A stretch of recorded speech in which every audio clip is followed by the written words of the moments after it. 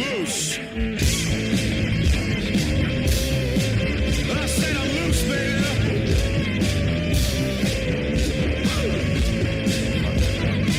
Yeah. I remember that happened last time. Just like now I'm a little more aware of it. All right, everybody. How's it going? Welcome back. Been a couple weeks, man. How you been, Tony? I've been fantastic. I've been missing you. I ain't missing you at all. Sorry, I just like that song. But yeah, I missed you too. Oh, thanks, buddy. We've seen each other. We've seen each other. We spent some time. Went to see 9 Inch Nails in concert. Fantastic. Bro has not lost a step. Still sounds just as good as when he was That was impressive. Much younger, more fucked up man. Yeah, right. Usually when you go to see, rock and roll shows that hit their quote prime 20 years, 30 years previous, it's kind of depressing. It's nice when people retain their edge after sobriety, and I feel like he's done that also. Exactly, man. Unlike Eminem, R.I.P. How about those seats? Seats were awful. James, if you don't know, has a fear of heights, and so he was clinging to my arm and quivering as I couldn't even hold my cup, saying, dude. Had to set it down. It's okay, buddy, and like patting him on the head. We were literally on the wall at the Ice Palace. Yeah, all the way up, backs up. So he was going like this the whole time, just clinging onto the wall, so scared. There's all these like trailer park people swigging beer, flying around, vape smoke, weed smoke, choking you out. It's a pretty. There were a lot of like overweight women with clown makeup on, going like. But staying seated, Like Hot Topic. They didn't want to burn too many calories. Yes, that type of thing. I didn't know he was sober. Yeah. Yeah, Trent. Been sober for a minute. Yeah. Nice. But the opening, set was him and the piano. And, I mean, his voice is just, I was unbelievable. It was very impressive that it maintained. Because, I mean, I've seen The Who and the Stones or whatever and all these older bands, and they just like, they kind of sound like shit. They do acoustic Hurt? Did he do it on the They piano? did Hurt in the end. It wasn't acoustic though. Yeah.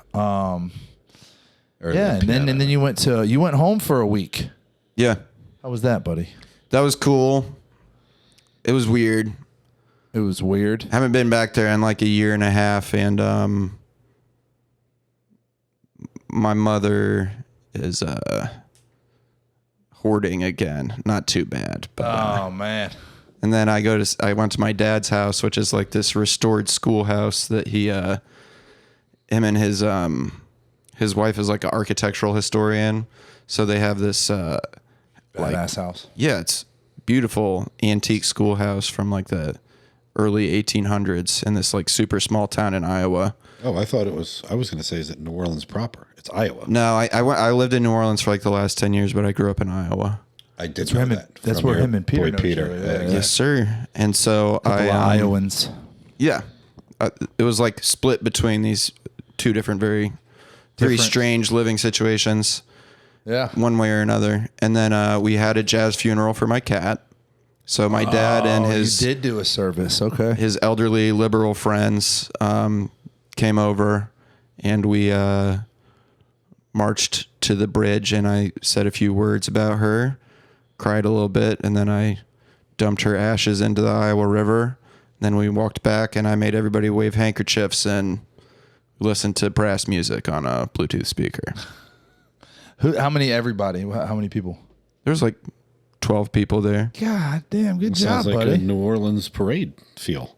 That was the idea, was that it was a jazz funeral type thing. But it's a bunch of like very, white people who have never been there before. So I had to tell them the proper way to do things. That's cool that many people came over for that.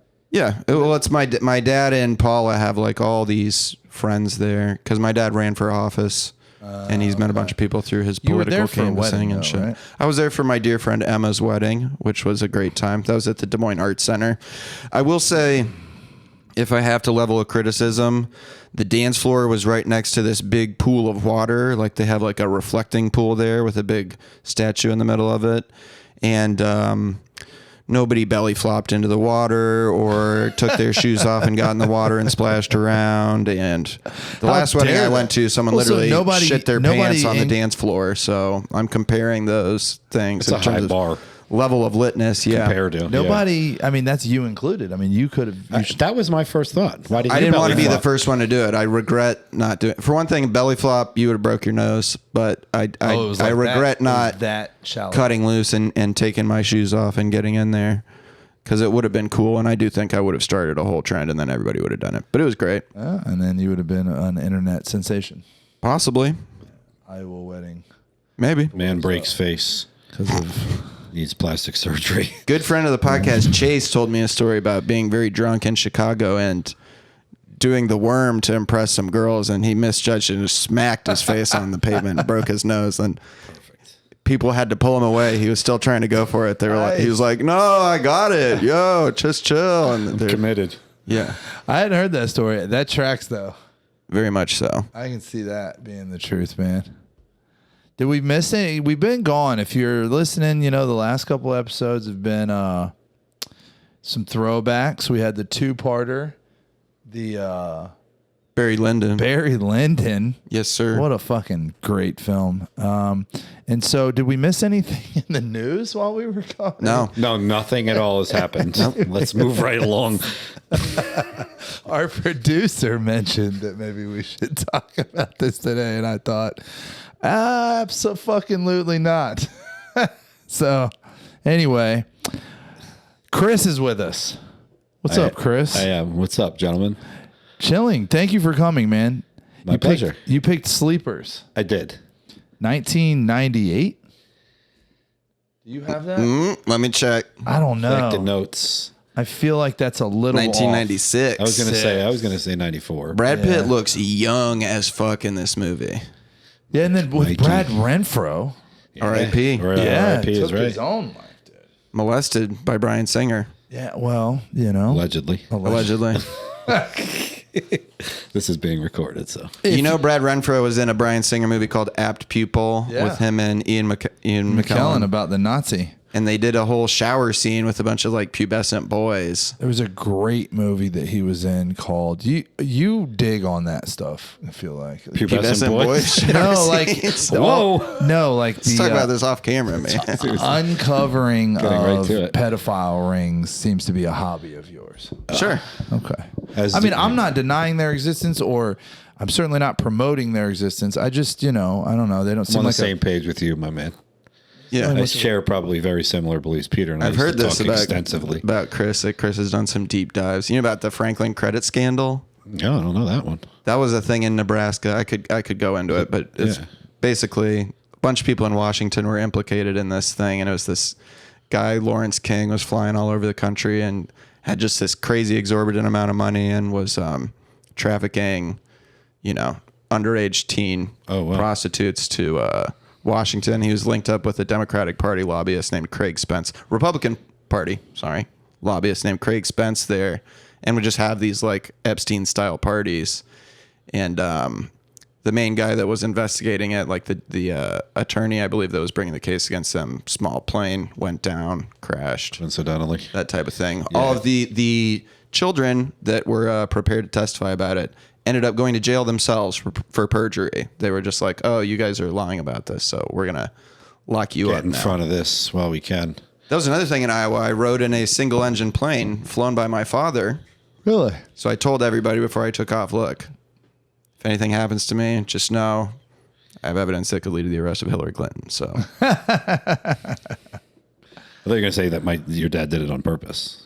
My dad's a liberal, so if anything happens, he did it. My dad took me down to keep Hill Dog on top. That's right.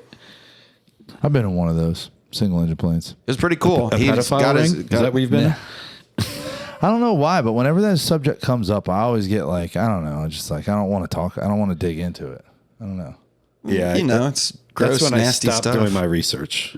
Yeah, it wasn't serving me anymore across the board. I'm like, this is just all of it just makes me depressed. Yeah, I have a little bit of personal experience with that too, as a child. So I don't know. This is also this is the subject matter of the movie. 100%. It's on brand and on topic. I feel like when this movie first came out, there's something weird. There was a weird energy that you mean around the movie? Yeah, that when I watched this movie as a young man, it wasn't as surprising or something, or like like the door has been opened on that world so much more in the last 2 decades that like it felt bigger this time. Something about it back then, it was just like, I don't know. It's hard to put my finger on it, but when I was young and I watched it, it was kind of like felt isolated to that place.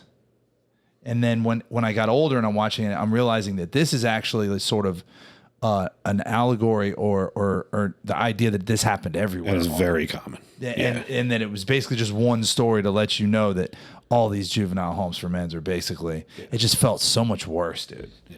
You know what I mean? I don't know. Maybe I'm especially an older in man England. Now. Yeah. Yeah. That's an interesting. You know what's funny is my other movie choice was What About Bob, and I think we would have been having a much lighter conversation, having a couple chuckles and yucks. How do you think Bob got that way? All right. Could be, yeah, could be. It's valid too. What About Bob's a great film. We should do that one next time. We will. But we should get into it. Let's. I'm more like, you know, have you guys seen the That's a Fish Barcode video? No. On Instagram? No. So this guy's going around and he's gonna explain a meme to us. He's got a fish going to that was PH he's got a fish with a barcode on it. Okay. It's like a fucking fish, like a slippery dead fish, you know? Respect. And he's going into an LA Fitness. And he scans it to go into the gym. The little Asian lady is like, "Sir, that's not an LA Fitness barcode. That's a fish barcode." And he puts it under and it fucking beeps, you know? And then the video slow-mos and she goes, "That's a fish barcode." And then it speeds back up and she goes, there was an older Asian gentleman that was in front of him who was like walking around the little donut thing. And she calls him into the conversation, and there's like a cut to him, a still cut to him, and it's like this NPC music playing in the background. Yeah. It's the funniest goddamn video. Anyway, there's a page on Instagram that's posting this video every day. Okay. And each day it has over 250,000 views. Yeah, and some days it's got like 2 million views. And I can't wait. It's at the front of my thread every time. It's like pinned into my algorithm. I'm sure it's listening and it'll come up for me when I leave here. It's amazing. Yeah, you're welcome. Thank you. Yeah. And me and you share a page, I noticed on Instagram. Which we only post obese fails. It's so good. It's so good. It plays on the worst part of me, dude. Oh, me too. It's so bad. Come on, man. They didn't choose to be that way. I don't know about that. It's an addiction like any other. They put crazy stuff in the food. It's interesting that you say it's that, in my too. food too. But like the addiction thing is like I should be more empathetic, but I'm not. Yeah. Like I understand 100%. I still don't. I have no empathy. I know, it's so bad. I feel like I've recently been able to develop it, but well, and to be fair, it's not like people getting really, really hurt. I mean, maybe some of the videos are, but most of the ones I've seen are just. Well, they have a lot of cushioning. But they're just like walking around. They're just like light anecdotal. And there's sometimes where it's like a woman who's like catwalking on a stage who, you know. Yeah. And she falls, and it's just this sort of poetic justice. You know what was really amusing? The New York Times published an article about this. There were all these like fat influencers where their whole thing was like body positivity. I'm beautiful at my size. No, they all got on Ozempic and lost. Now they're skinny. Hundreds of pounds, and their audience is like, "What the fuck is this? I thought that you were cool with being fat." People, and they're like, "The doctor said I have to do it. Like my blood work was horrible." Yeah. And it was really just the kind of like denial cycle that they went through was amusing to me. Pretty wild. Because it turns out that maybe it did have something to do with, you know, they're all like, this is just the size I'm supposed to be. Yeah, and it's right. like, oh, well, if we, you know, take out the hormone that makes you hungry all the time, maybe that Not eating affects McDonald's for 3 meals a day. But it is, I mean, it is kind of, it also does show that there's a chemical component to this, you know. That's why I'm saying it's an addiction like any other. And That's sure, why Ozempic- it's in your food too, but the types of bad stuff that you did are technically available to these people, and they didn't become alcoholics, drug addicts, etc. That's true. Unless you're both. That's why you don't live long. That's why Chris Farley types don't make it very long. If you get on drugs and you're a big ham beast, you're screwed. I used to work with a guy who was morbidly obese, and loved cocaine. Yeah. And every time he did cocaine, he would eat a ton of food. And we'd all be starved. Like, we wouldn't be eating. You know what I mean? We're like, what are you doing? He's like, it's just how it reacts. And he'd smash like 3 hoagies. He's dead. So this is. I had a buddy from Reading, PA. My best friend growing up, he married my sister. And they had 3 kids together. He died right when I got sober. Yeah. He was like that. He would smoke crack and eat. It's crazy. Like eat pasta and shit. Yeah, Toronto Mayor Rob Ford also. We've talked about this on here before. The archetype of the BFPA. Yeah, the BFPA. Big fat party animal. And you're hiding pain. You're like, I'm the life of the party. I got a Hawaiian shirt on. Everybody loves me. And it's like, dude, something's so sad wrong within you. You're just like, nah, big fat guy. And then you die. What's funny is the sort of like, character that surrounds that, because the big fat party guy, everyone likes that guy too. Like when me and John would hang out and he would smoke crack and then eat pizza or pasta, I would be like down for that. That would be like my entertainment. Yeah. You know what I mean? You're the man. Yeah, right. Yeah. Toronto Mayor Rob Ford was awesome. This was the mayor there who was a very heavy guy, and he got caught on camera smoking crack. Yeah, with the prostitutes and stuff. He did so much wild stuff. This other legislator was like, he said he wanted to eat my pussy, and then he gave a press conference and he was like, I just need to say I get plenty to eat at home. So I did not say that. And he would barge into people all the time. He was awesome. Where's he at? Is he gone? He passed away. I think his brother is the mayor now, though. Toronto's a wild place, man. For sure. Yeah. The 6, home of Drizzy Drake, the most feared gangster and drug lord. I don't know about all that. Spend a couple of minutes talking about Drake. Hatred thereof. What would Drake do at Wilkinson Home for Boys? He'd shoot up the place. Be a guard, probably. That's why he's trusted by pedophilia. I think he would have gotten. But you know what, though? Before we do go too far into the Drizzy Drake, like the sleepers thing was less about the pedophilia when I thought about this, and more about like, I had a big crew of people that I like my friends, and just like the way lives kind of butterfly effect and take different paths. That was more the like focal point of it. The way that the couple of them became gangsters, and you know what I mean. That was more like, it's that interesting conversation was more of like, I think that makes for better content. It paralleled Deer Hunter, in that respect. I felt, because we did Deer Hunter recently. And this movie is shorter and better than Deer Hunter. Wow, that's an interesting take. You know what what's funny to me is that your commentary on this film so far has been mainly about the length, right? Okay. Deer Hunter. Follow my thread here. No, Sleepers. Okay, listen about this. So his commentary, negative commentary, has been about the length of the film and that it's too long. But every contribution that you've made to the podcast has been some of the fucking longest movies ever made. Yeah, I like long movies. Okay, so why comment on the length? It was because I had a limited amount of time in which to watch it. So I was just saying, so it's not this movie is long. Length's problem. Yeah. Sounds like a Tony problem. Me. And I acknowledge that. Well, so you were saying Deer Hunter is better, and even though it's longer? No, I'm saying Sleepers is better and shorter. Gotcha. Okay. Deer Hunter is not a good movie. It's a good movie. Well, but do you think? You know what was pointed out to me recently? Do you also think that Sleepers is longer than Deer Hunter? No, I said Sleepers is a shorter and better movie. Yeah. Deer Hunter, the mountains that they drive up to that are supposedly in like Pittsburgh, Pennsylvania, it's fucking Mount Rainier.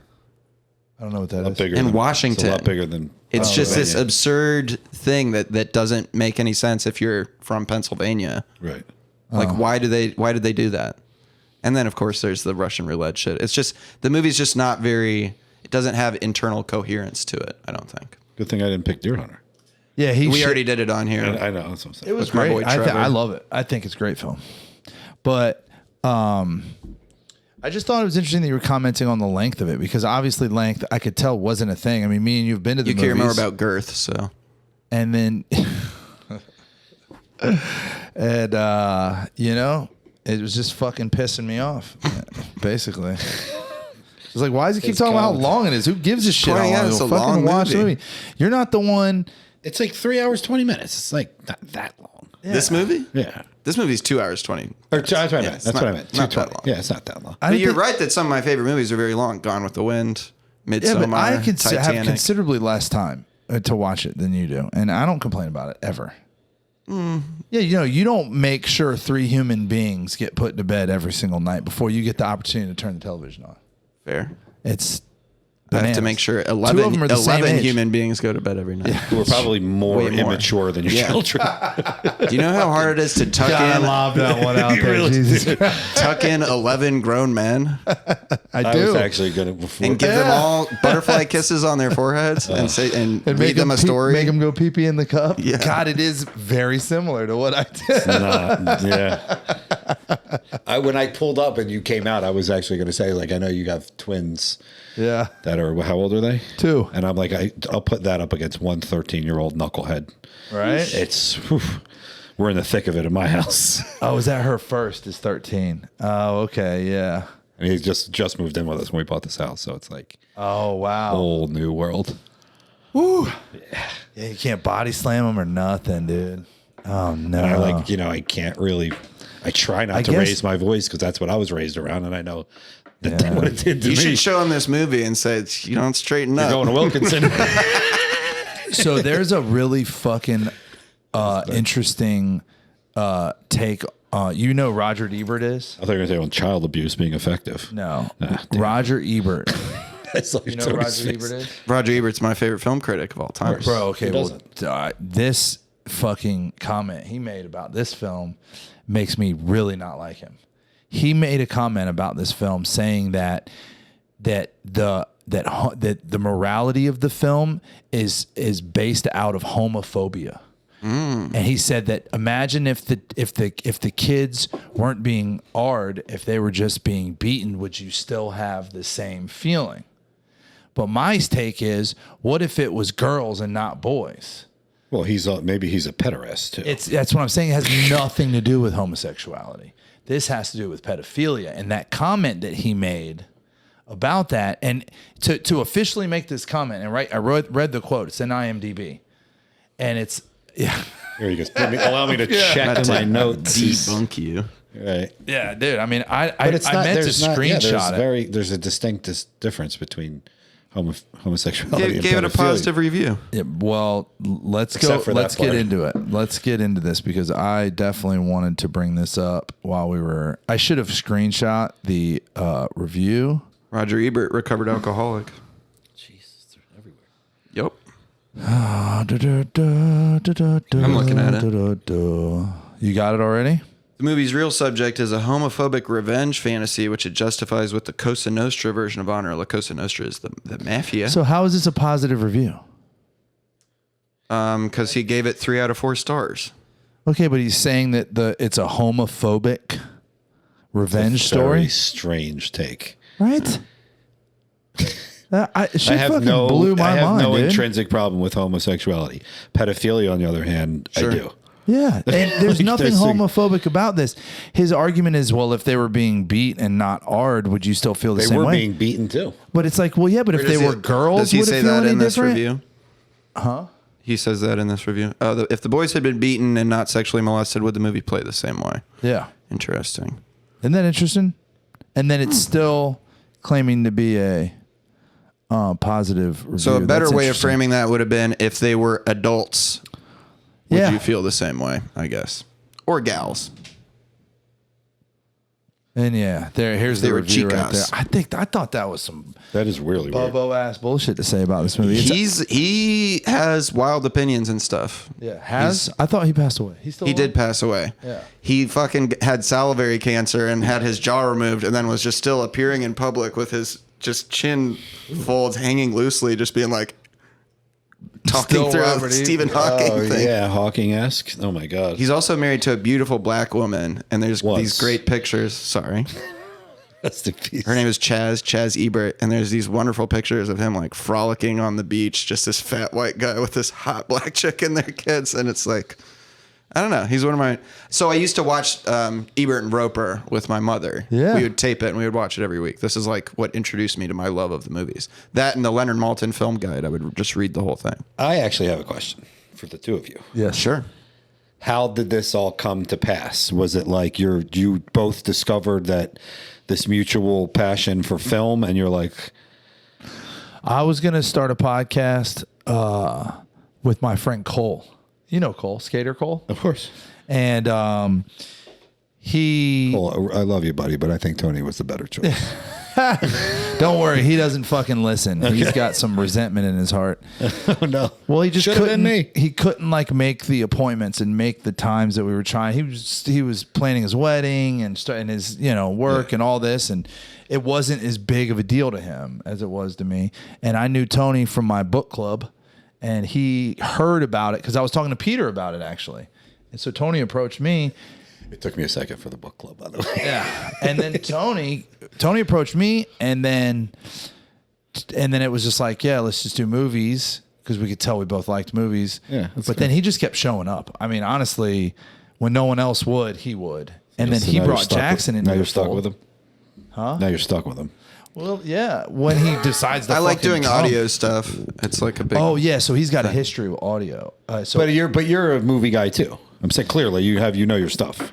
yeah. To a degree, and I have very like strong opinions about shit. Peter calls me the arbiter of taste. It's interesting coming to from shit Peter. on me. Yeah, I know, It's like but I know Peter well. I can't be like you're actually the arbiter of taste because then he'll know that it bothers me. Right. The wanna sit on one games of- that he plays with Peter. I want to is so sit in on adorable. one of those conversations between you two. There was, when was it? infuriating. He was pissing you off. Oh, because of the airplane tickets.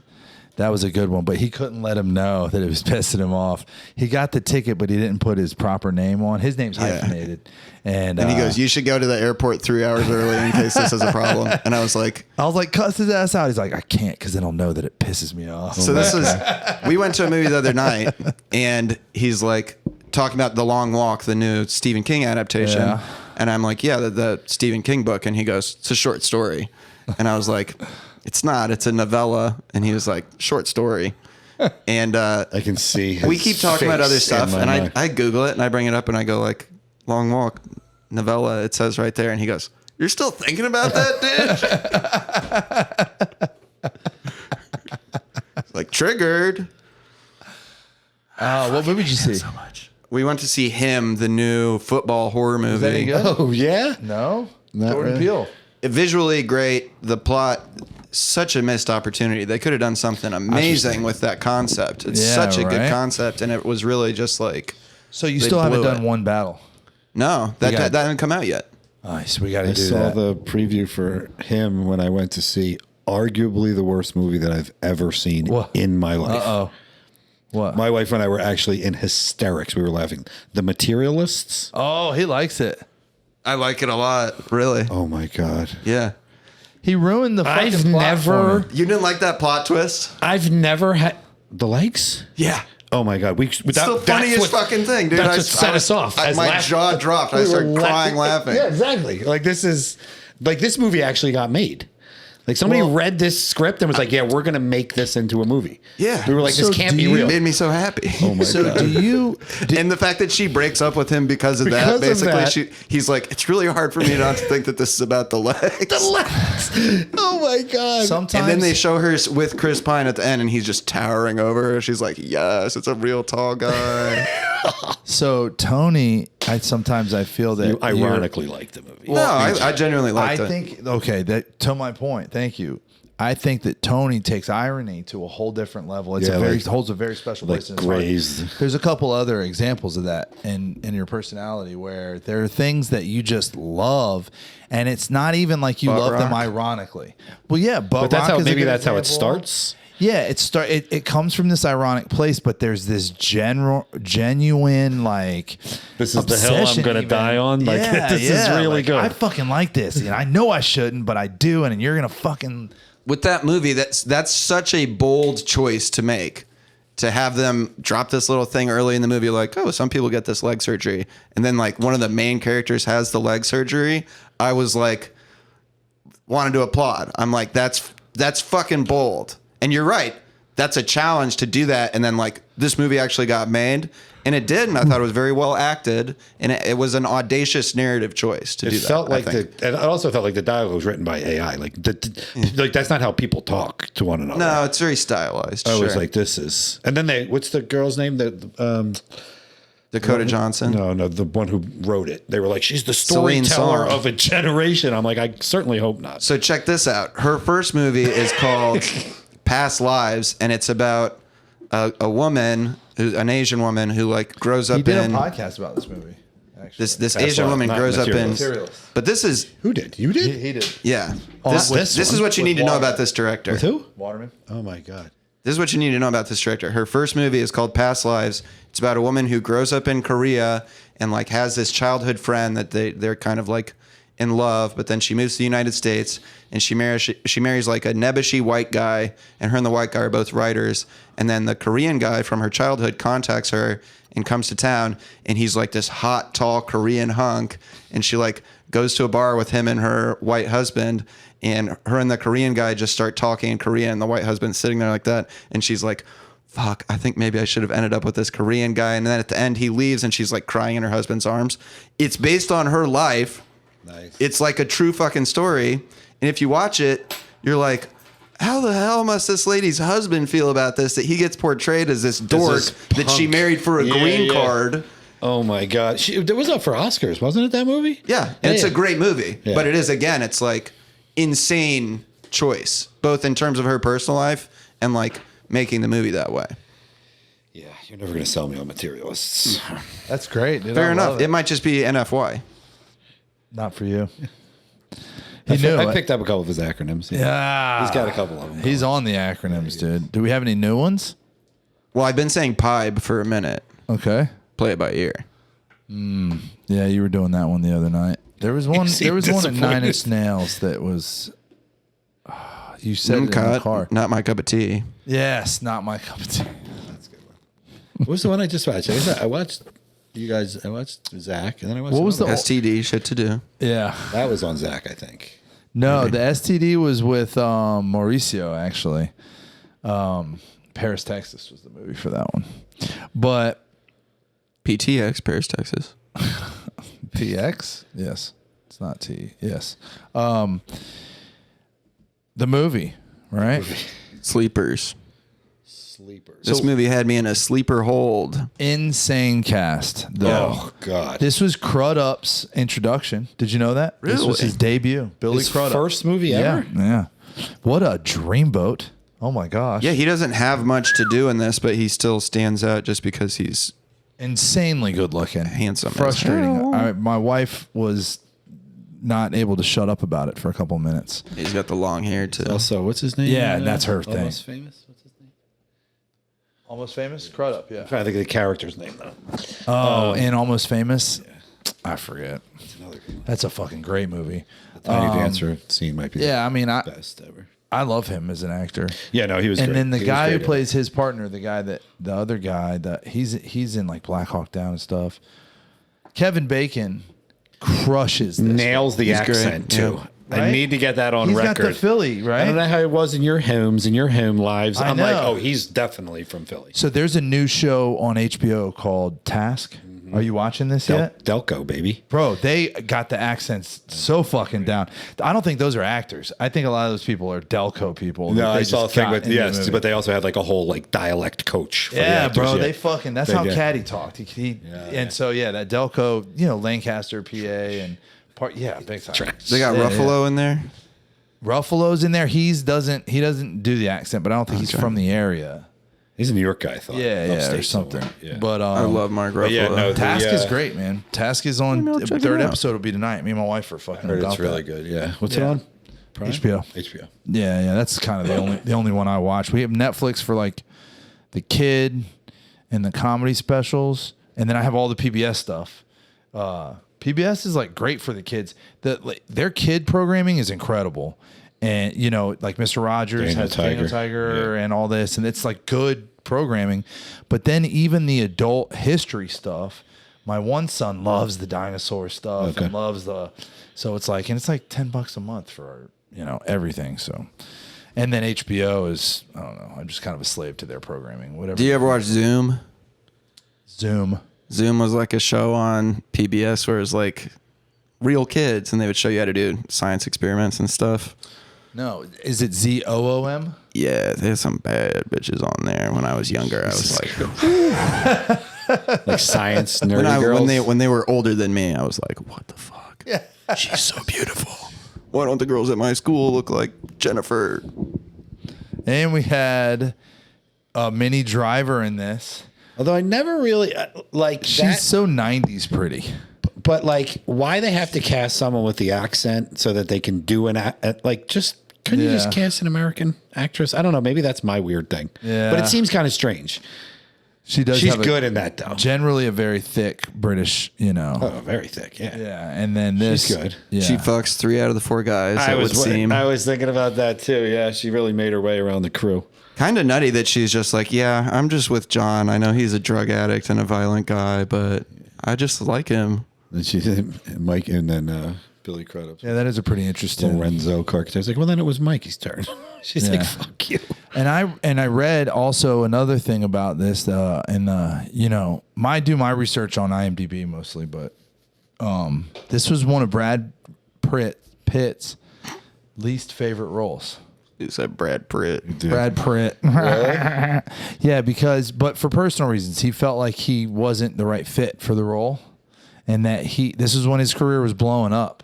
96 was like right around the Legends of the Fall stuff. River Runs Through It, Legends of the Fall, and then right before Fight Club, Meet Joe Black was happening right. So he was really kind of becoming a very famous person, and there was a lot of people in his ear, a lot of people telling him to do things. This was supposed to be like an ensemble, huge cast, but he just didn't. I don't know. He didn't read well as a lawyer to me, because he's always played like. Brad Pitt's got a real like streetwise kind of vibe to him. He was like the perfect Tyler Durden. You know what I mean? He was very. Well, you needed a streetwise attorney. Yeah, I mean, coming up in Hell's Kitchen, and he kind of I thought we wore the pain, the subtle pain well, which I thought was that is something that kind of carried it around him. It honestly didn't occur to me until I read his opinion of it. Yeah, like but then I started to look a little bit deeper at the character. Felt like maybe he was a little out of place, but Jason Patric is great. Jason Patric. Did you ever see perfect for this too? The movie Your Friends and Neighbors? No. There is a scene in that movie where it's these 4 guys. It's very weird. It's based on a play written by a gay guy, Neil LaBute, who I think is fantastic. But the 4 main characters, which is like him, Aaron Eckhart, and Ben Stiller. Ooh. Are all like sitting around and they're discussing like, what was your best orgasm ever?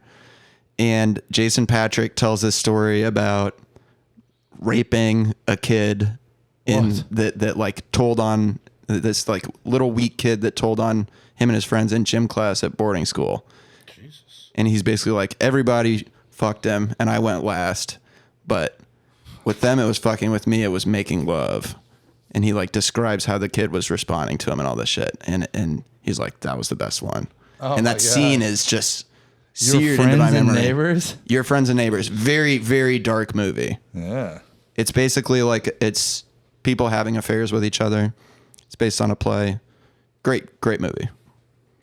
That sounds fucking insane. That guy also made The Shape of Things with Paul Rudd.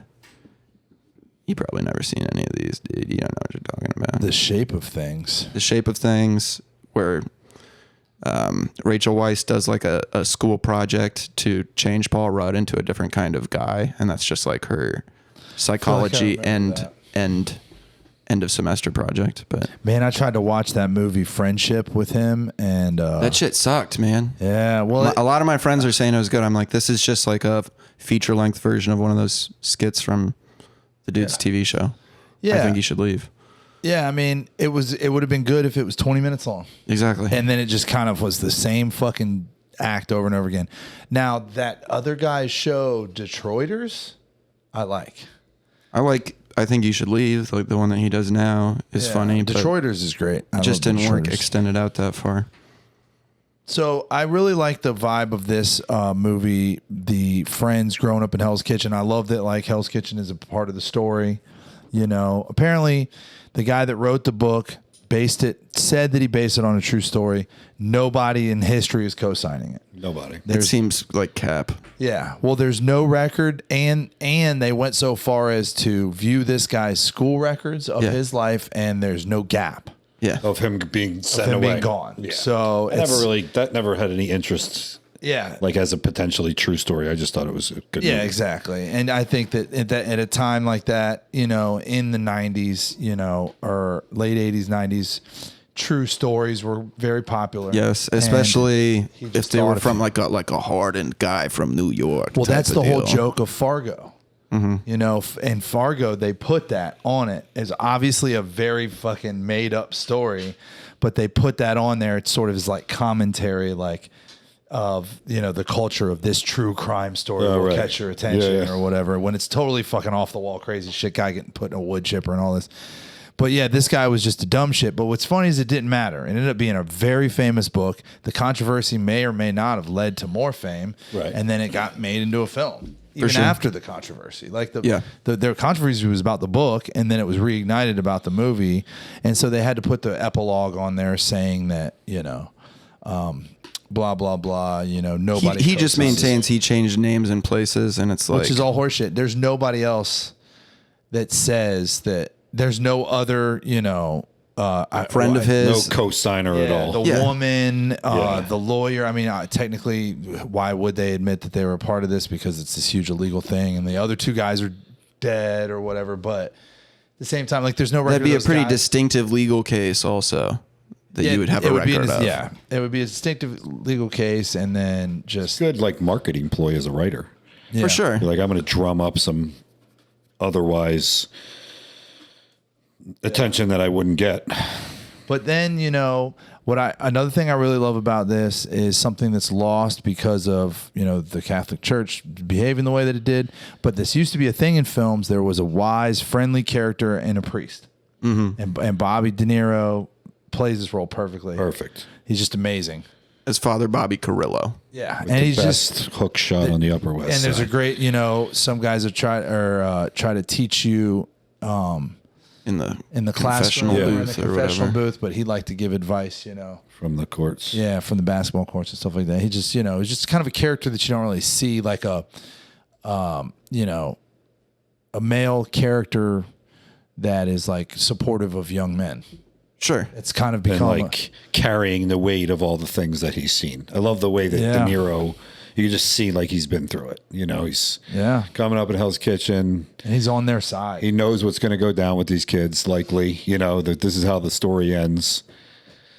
And they get into some trouble working for the, local gangster. There's 4 kids. This King Benny. Yeah. There's Lorenzo Shakes Carcaterra, Tommy Marcano, Michael Sullivan, and John Riley. So you got two wops and 2 Hell's potato Kitchen group boys. of names. For sure. Yeah, for real. And then who is Lorenzo this Carcaterra. Puerto Rican that owns the The bodega. Fat Man. God. fucking? Does he have an actual name, or they just Probably, call man. him Fat Man?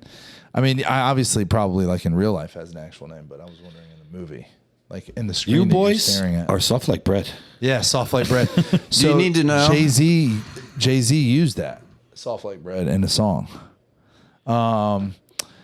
Fucking the whole idea of like what Hell's His name Kitchen is was. Fat? Just fat? Nice. Fat Mancho. Fat Man Joe. Nice. His last name is Mancho. I love when he gives He's Father great. Bobby He's one of my tickets. favorite characters. He's such an archetype. He's like, everything too, okay? Everything okay? Father Bobby's like, yeah. I mean, those guys even existed down here. The guy that ran the Sunoco on West Shore and El Prado was an old Indian guy, but was like our homie. You know what I mean? And he'd let us he'd sell us beer even though we were underage or whatever. And then when I got older, he'd let me take beer and pay him later. And we'd have talks about my life. You know what I mean? He'd like try to school me and stuff like that. Just like the local, market owner being, a part of the kids' lives. I thought, And just part of I don't think the that, overall culture of the neighborhood. I love that. Yeah. There's Yeah, a lot man. of positive male role models in here. Yeah, and I think it kind of is upsetting that what happens to get these kids locked up is such a silly thing.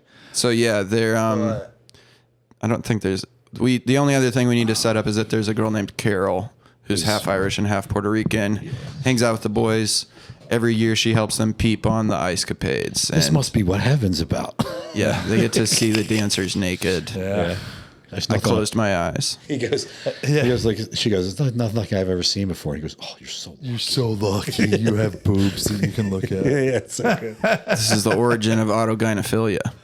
And so Hell's Kitchen is run by King Benny, this mobster, and they start working for Benny, doing I heard you got jobs. Yeah, exactly. Jobs. Shakes goes there and they give him a job, but yeah, basically the setup is because he gets jumped. Exactly. Yeah. Boys. So he starts bringing the squad with him. Oh, you're not so fucking tough now. He's like, leave the bank. And the guy apparently kills those two It fellas. sounds like it. sounds He like runs off and you hear gunshots. He's not shooting in the air. That's Hell's Kitchen, baby. This is what we're told, is that it's like this kind of violent place, but that everybody looks out for one another. And it's violent to people that like try to steal or that sell drugs. There's that scene where Bruno Kirby, who he couldn't win for losing in the 90s. This guy was getting some shit. You remember we did Basketball Diaries too. Oh, that was going to be one of my. He's the fucking coach, you know, touching and then he's beating the brakes off Mama and all this and yeah, that's Shakes' dad. Yeah. And he takes Shakes to look at this drug dealer that was serving hot shots up in Hell's Kitchen that they hung from a light post. I think they killed him for another reason. Then they killed him story. because he killed somebody else. Something. I thought they said it was a heroin. hot shot. He Yeah, was a yeah. hot shot. He said it was the last. Yeah, They made sure it was yeah. the last bag he ever sold. I gotcha.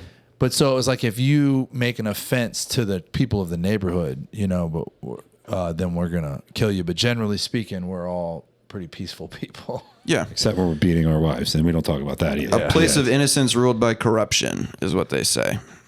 And so, yeah, Shakes gets this job delivering cash to a police precinct. His boys get brought in on it. There's a lot of voiceover in this movie. They get to 1967, and you hear Shakes talk about watching the hippies on TV, and he's like, but they were just privileged, rich kids. And then we saw about feminism. Our friends coming home. And, yeah.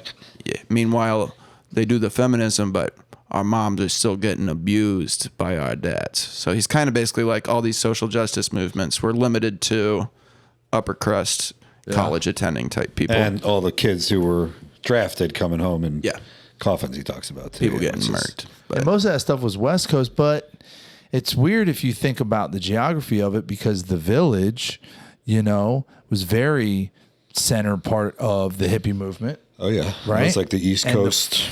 The fucking epicenter. Hell's Kitchen is geographically touches the Village. Well, the West Village. Yeah, it's right there. I don't think these kids leave Hell's Kitchen is Probably the implication, not. though. There's a couple moments where they mention like the streets and I actually zoomed in on the map and they were staying in Hell's Kitchen, 47th and 9th. Like they were being real true to the location. I thought it was pretty cool. Yeah, it's almost like a Quentin Tarantino. Like Hell's Kitchen's a character. Like his L.A. is always a character. Yeah, exactly. Yeah. Yeah, I thought that was cool. But that would be funny. Yeah, like they literally are like in the walls of this neighborhood. They never go because just south of them, blocks literally south of them, there was some hippie movement. You run into some ladies with hairy legs. Yeah. Yeah, and some pretty, emancipated individuals. Sure. Yeah. Forward thinking. Instead, they got to wait until they go to youth prison and then they be emancipated. They got emancipated. The guards are emancipated individuals. Sexually open-minded. Yeah. So, yeah, they do this thing. Dude, yeah. This scene, I have to say, is supposed to be very serious. Kind of cracked me up a little bit. Which one? The hot dog dogs thing. Just because it's hot dogs. Yeah. Just the guy got... So also very New York. Yeah. Like what's more New For York sure. than a hot dog stand? That's kind of a good point. So they have this regular scam that they do. Yeah. Where one of them goes up and orders a hot dog, and then the other ones...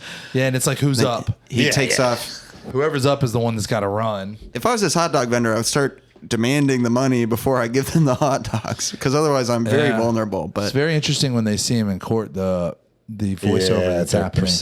Perception of him. They're like, really we never good. even looked at that guy like a real guy. Yeah. that actor is great too. He's got these bags under his eyes. Yeah. But that commentary on that was like, we never even fucking thought of him as a person. Free lunch. No, he was just a big. They looked at him and they just saw a big hot dog. A mark. And they started salivating.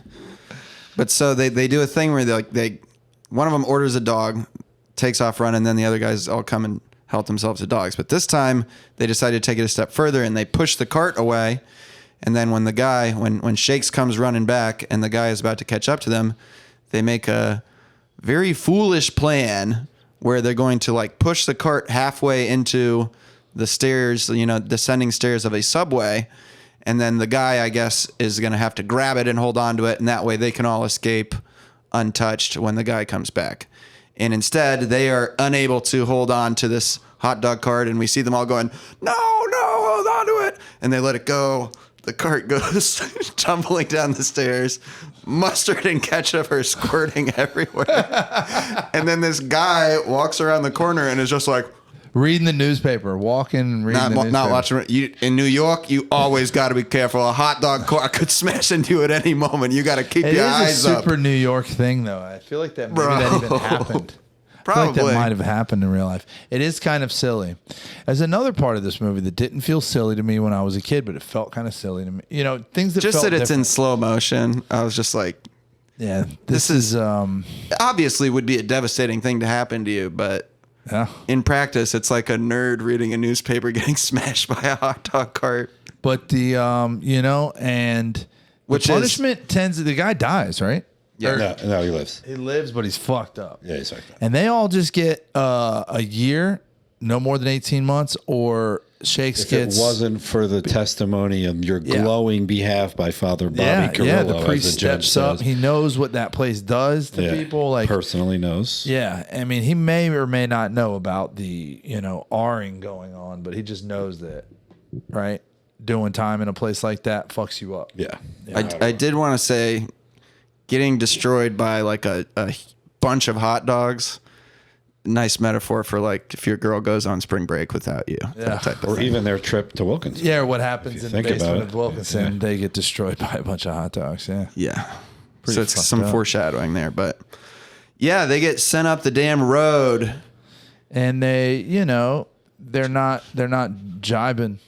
I thought it was funny also that Shakes' dad destroys the house but doesn't lay a finger on him. He's like, you can't go to jail. I've been to jail I've enough done for enough this time whole for family. everybody. Yeah. It's like, I would be smacking my kid around. Maybe. I don't know. But instead, he's just like taking a baseball bat and just smashing all the stuff. Smashing the house, probably beating on the lady Yeah. later on. And Yeah. as soon as they get there, Kevin Bacon is like, Creepy. ooh, just eyeballing Shakes through the little...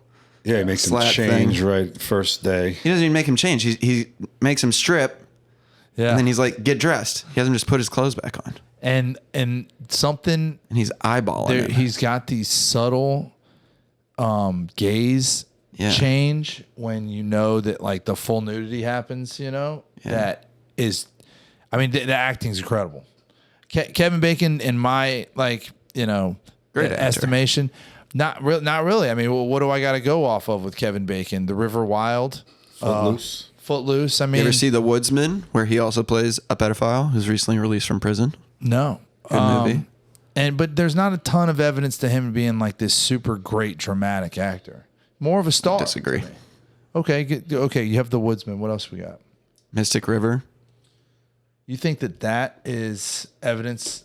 He's not like the lead. Still a pretty good movie. That's a great movie. I like that movie. He's in a lot of shit. I think he's a great actor. I mean, his last name's Bacon, but we. What's that have to do with anything? I don't know. Well, you know he's That not takes away Jewish. his validity as an actor. or Muslim, I guess. Yeah. But anyway, this role, I just thought was incredible, man. All the way around, Yeah. every little aspect of it. The fucking accent, nailing the PA Yeah, so accent, nailing just the way that he behaves, and that. So when they go down and the kid asks him what he wants, and he answers with a blowjob, that was seared into my fucking memory from the Blowjob. Yeah, a blowjob. The way that he says it is just very matter of fact. This is the way this is going down tonight. Yeah, I'm not ashamed of what we're doing here. This is like we're here to fucking party. So let me ask you this. We get introduced to these other guards. There's Ferguson, who's an aspiring cop, Styler, who's a lawyer, Addison, who's just a local guy, who's played by Jeffrey Donovan. From Sicario. Yes, great actor. He's in a bunch of stuff. Yeah. Burn Notice was his TV show. Burn Notice was his main thing. Great in Sicario. Yeah, he's amazing. Yeah. But at first, I'm watching this, and they have the scene where there's this like fight in the lunchroom, and then Kevin Bacon makes them eat the food off the floor, and you see the other guys watching it, and I'm kind of like, oh, they're troubled by this. They don't like that Kevin Bacon is humiliating these kids or whatever. And then the black guy comes in and stops it. I was not expecting them all to be down with Me the neither. rape. I've forgotten about that there was multiple. I always thought it was just like Kevin Bacon, but then when you get all the way through the story, obviously, but you got to imagine if you're that type of guy, it's got to be pretty great if you're like at work and you're kind of like, I don't know, staring at some kid's butt, and then you catch the other guy doing it, you're like, you too? but yeah, and then there's like, is there like the situation, like you're guilty just because you're in that situation and you're following what the other guys do, and that wasn't your thing before? They all like, seem to be into it. Yeah, I know, but I'm saying like even it is kind of weird. They take that job because they know that it's an opportunistic thing. It is kind of weird that there's 4 of them that are all down for this, and they're all in the same unit behavior. That is wild to me, and I do think that's kind of goes against Roger Ebert's point. I don't think these fellas are all necessarily gay. No, they're all sadists. I don't think any of them are gay. I don't think that's what gay is. Yeah, I don't care what the gender of a child is. If you fucking them, that's not a sexual identity. That's a fucking mental illness. Yeah, bringing homophobia into the conversation about this film is fucking retarded. Sure. I just I thought that was insane. But yeah, like it's kind of like when Kevin Spacey was getting blasted for all the stuff he did, and then he goes, "Look, I'll admit it, I'm gay." That's ridiculous. That's not what we're talking about, motherfucker. You're like, no, we're talking about you touching people children inappropriately. Yeah, fucking. But here's the other thing. It's true. I'm gay. The other thing is that about I was talking like this film. Not that it takes it lightly, but it's like it's very out and about it. You know what I mean? Like it's very like there's some scenes down in that basement that they're not holding back. I mean, obviously they're not gratuitous, but he says like, better take it easy or he's going to lose his baton up your ass or something like that. Yeah, they show that. And it's an obviously underage actor. And you're just like, what the fuck? How did they get away with making this? Making it. You know what I mean? Like I maybe it's before like offensive stuff of this nature being so offensive. Like I just don't see it getting made today. I don't see that scene getting made. And today. They didn't. It only goes that far with some like gnarly statements. Thank You're God not seeing any thrusting. You don't see per anything se. actual. And you're not seeing any butt cheeks or wieners either. You know what was most disturbing to me, and this is later in the movie, it's a flashback, but it's one of the guys, I forget which one, coming in talking to the other guy and going, I just fucked your friend Johnny. I was like, that fucking made my skin crawl. Yeah. Just the callousness of that. And then I think it's maybe the same character, like walking down the hallway, like with his shirt loosened. With a beer in his hand, I think. Just like. Yeah, really gross. Yeah, it's just they're nasty, so cavalier about it. For sure.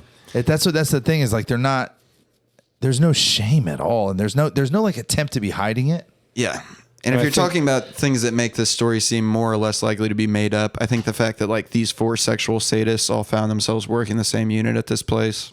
Yeah, but from a screenwriter, like you have to develop the hatred for that. You know what I mean? Yeah. That's I think the outness. So then when the vindication comes, it plays even better. But so 13 or so years later, we jump. So there's one more event I'd like to cover while they're there. Yeah, touch football game. Oh, Rizzo. Yeah, they recruit this young black kid named Rizzo who's like really good at football, and they're like, we're gonna beat the guards. They're playing the guards and in a Rizzo big game. is like doing his time. They're not fucking with him. Yeah, they're not R-ing him or anything. Brother's like a big time dealer. He's probably got find some out later. clout. Yeah. His brother. We find out later. We meet Little later. Caesar, Wendell Pierce. Yeah, the bunk. Yeah, the bunk, a young bunk. That's right. I told my wife that since we viewed The Wire, there's this whole new world that she's going to be a part of. That every time you see a Wire actor in another movie, you say the name. Well, it just gets you excited because I don't think that I know of another series or show, maybe another HBO show like Game of Thrones or something that just developed a character so well that they're kind of fucked. Their career, they're accidentally typecast just because The Wire just developed it. I don't know. So it's like the bunk, you just get excited. You almost feel like you're getting to see like unfound bunk footage or something. My son was watching Wednesday. Oh, really? And Brienne of Tarth from Game of Thrones is in there. And I'm like, she can't be this character. Like she's only Brienne of Tarth. This is crazy. Yeah, I mean, HBO, I guess, I'm sure there's some other people that have been typecast. Programming though. It is by far my favorite. But as a result of this football game, the guards beat all the white boys. This guy's packing And they smash got over there? Sparkling water. They kill Rizzo. Do you want to? I have some more. Yeah, he wanted. I one don't to want be soda good. though. Oh yeah. Yeah, brother. Yeah, LaCroix.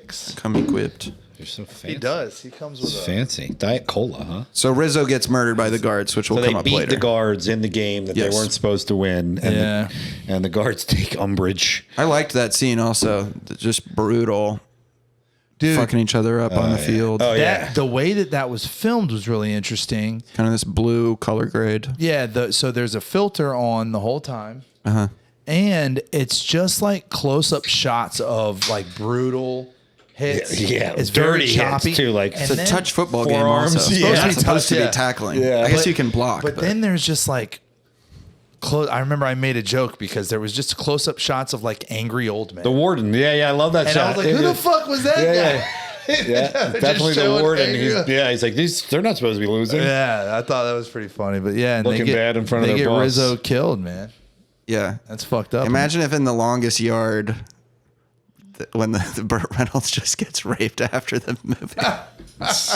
Or Adam Sandler if it's a newer version. Yeah, and so that's but we go back to that, right? Just no, they go back in order to tell us about. This happens during this part while they're in there. Yeah. Yeah, I think know. they go back And just then to with Little remind you Caesar. about Rizzo, but Yeah.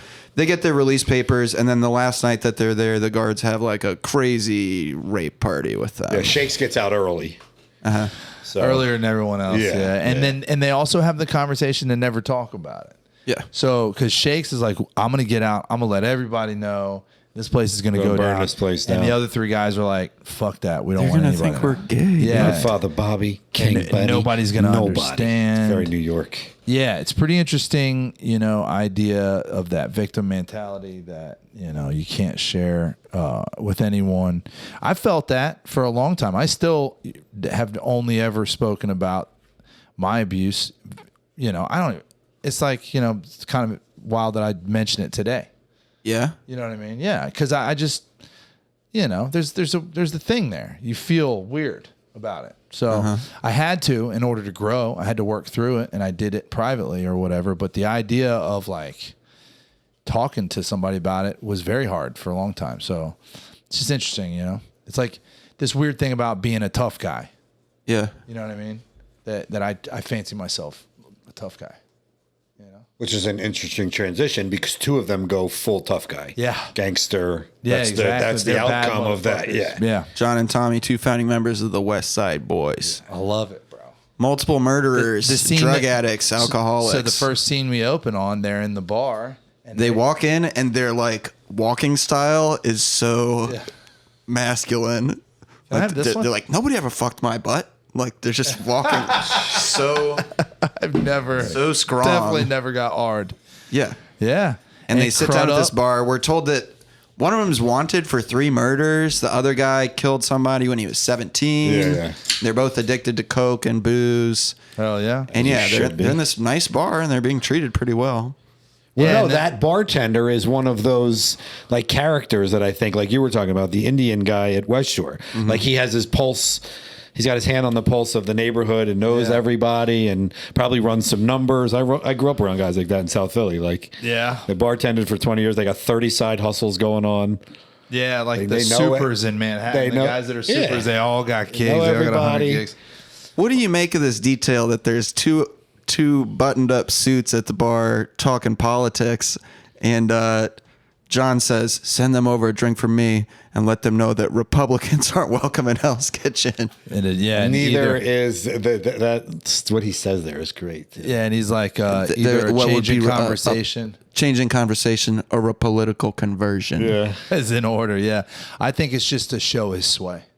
That like if you don't like you, that he can. He's a get- Democrat? You get the fuck out. Well, no, not that he's a Democrat. That's just You said Republicans aren't welcome. But that's not what the thing is about. The thing is about that if he doesn't like how you're talking in a room that he's in, he gets to shut you up. I got you. And it's also about Hell's Kitchen. Like there's a playbook that we got to play by. And I think that the Democrat thing maybe does play into the whole considering the general makeup of the Hell's Kitchen people, Sure. socioeconomically speaking, They're Democrats. And violent drug addicts. Yeah, violent Democratic drug addicts. This reminded me of something that happened recently with a young man who I'm spiritually mentoring. Showed me a picture of his bedroom, and there's foil everywhere from him smoking fentanyl in there, and it's just completely trashed, and there's like scrawling all over the walls, and he's got an American flag, and there's something like written on it in Sharpie, and I zoomed in on it, and it says, "The Republican Party used to be reasonable." What? Just him being in there smoking fentanyl and watching CNN is so fucking funny to me. Used to be reasonable. Yeah.